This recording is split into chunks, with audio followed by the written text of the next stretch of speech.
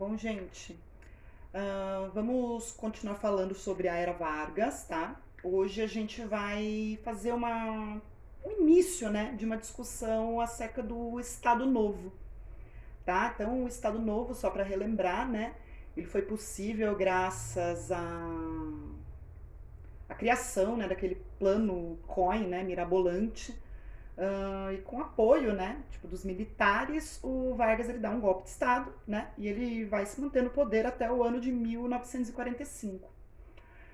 Bom, de forma geral, né, o Estado Novo é um governo autoritário, tá, centralizado nas mãos do presidente, tá, e que ganhou aspecto de legalidade através da Constituição, né, que foi outorgada, né, imposta em 1937, tá?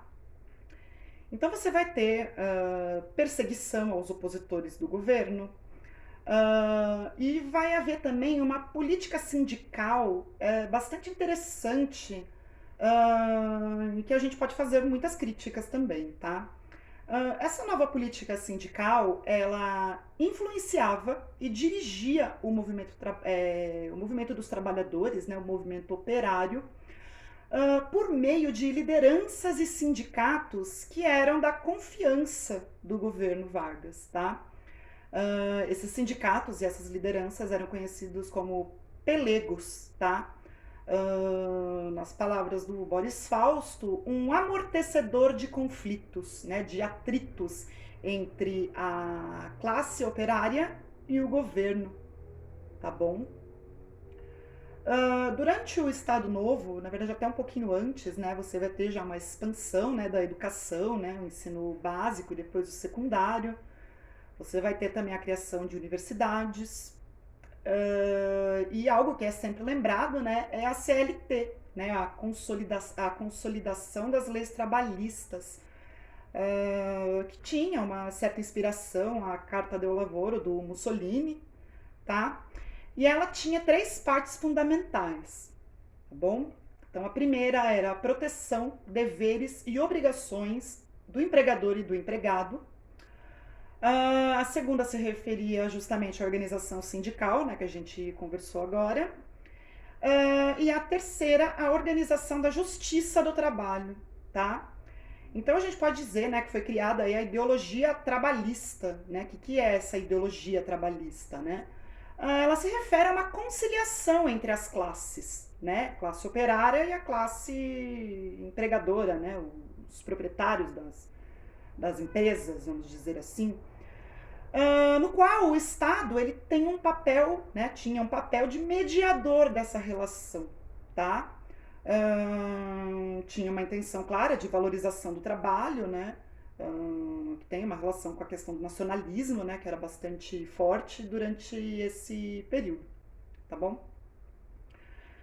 Outra coisa importante se refere à industrialização, que é quando você tem a criação de empresas estatais, tá? Empresas do Estado.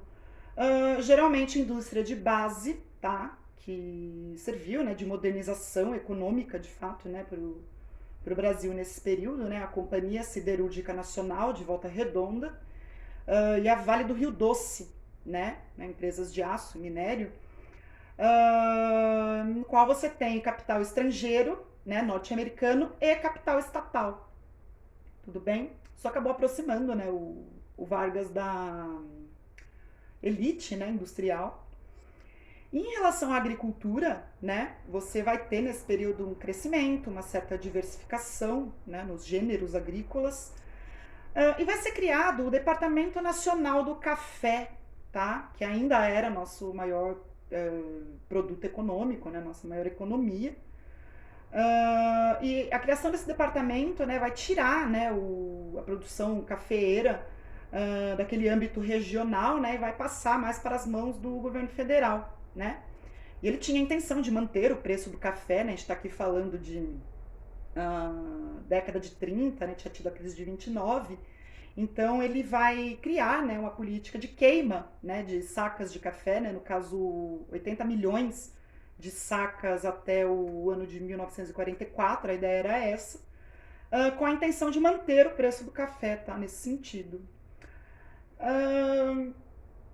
importante dizer, né, que a gente está falando aí de um contexto complicado, né, da Segunda Guerra Mundial, que economicamente até que foi importante para o Brasil, na medida em que você vai passar a substituir, né, a importação de produtos que eram oriundos, né, de países em guerra, e isso vai acabar fazendo com que haja um aquecimento, né, da nossa economia e do nosso mercado interno, tá?